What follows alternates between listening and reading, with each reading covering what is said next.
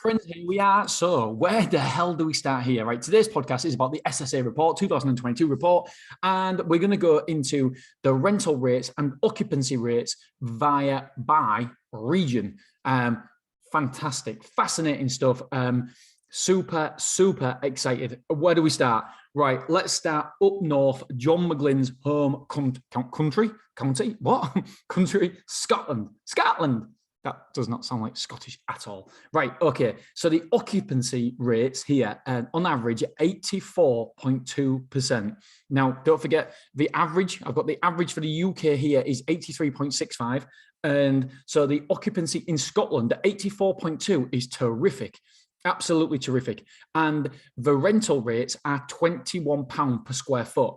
I find that fascinating, because that surprised me. If I'm honest, that really surprised me. For whatever reason, I believed that the rental rates would go down the further north you went. And that is not the case. That is not the case. In fact, you'll see in a minute, but the rental rates is actually more in Scotland than it is in Yorkshire and the Humber, which are fascinating. I love it. I love it. So Scotland, £21 per square foot, 84.2% occupied on average. Wonderful stuff. Wonderful stuff. Scotland is booming. Absolutely, by all metrics, Scotland is booming for self-storage. And do you know what? There's so many opportunities in Scotland. There's so many opportunities in Scotland. And I just fascinated by it. The reason why I thought it'd be lower is because if you look at the north, I'm looking at the north here.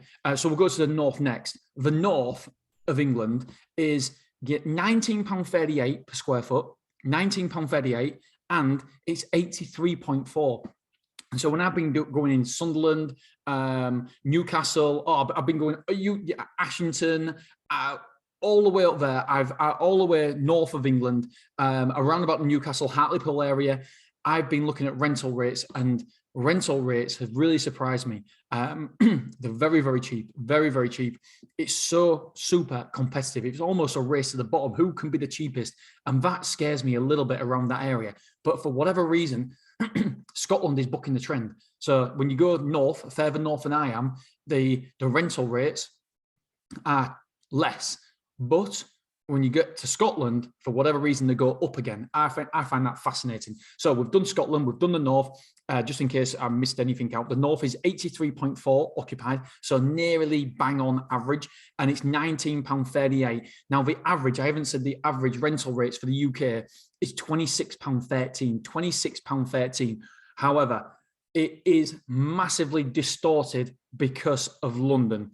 And so you've got to remember, it depends where you are. But this is why it's so important to look back by a region, not just to think, the average in the UK is £26.13 for the rental rate, square footage, the price per square foot.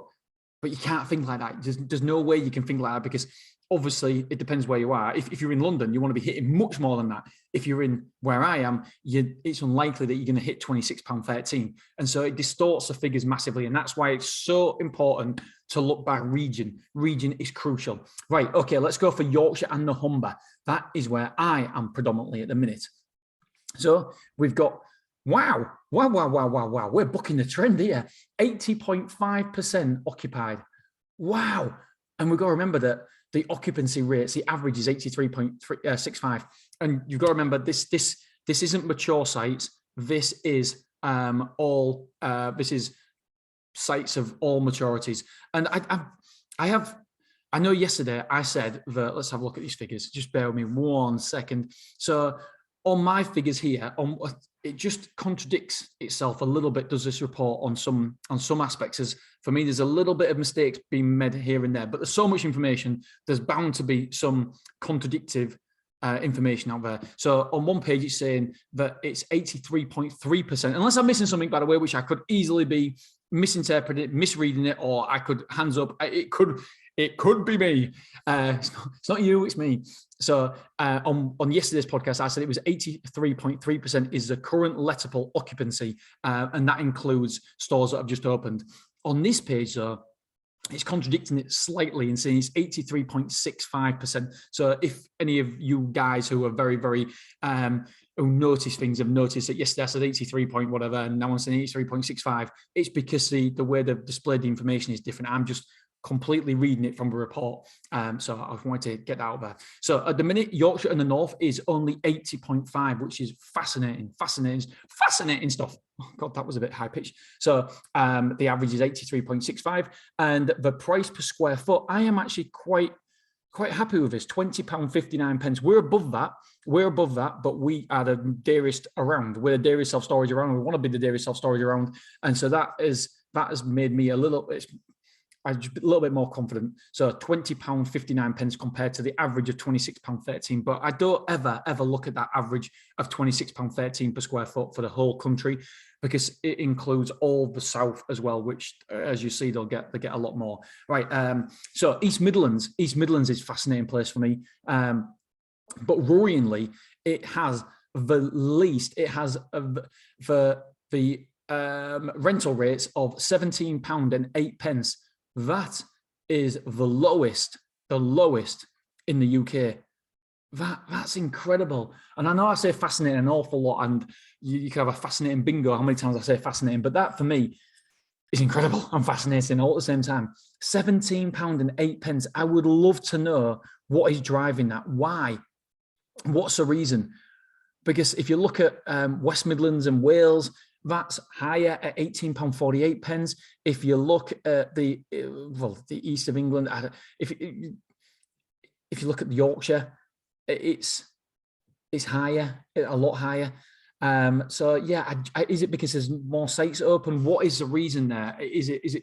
I can only imagine that it's because it's competitive, and so I'm gonna personally have a look at that, because I'm just interested into why they are displaying such small figures. I mean, price per square foot of £17.08. That is very, very cheap. The average occupancy, by the way, in East Midlands is 81.2%. Right, let's go on to West Midlands and Wales. It's £18.48 is the average rental rate per square foot, and it is 80.3% full, the occupancy. So 80.3% is the occupancy there.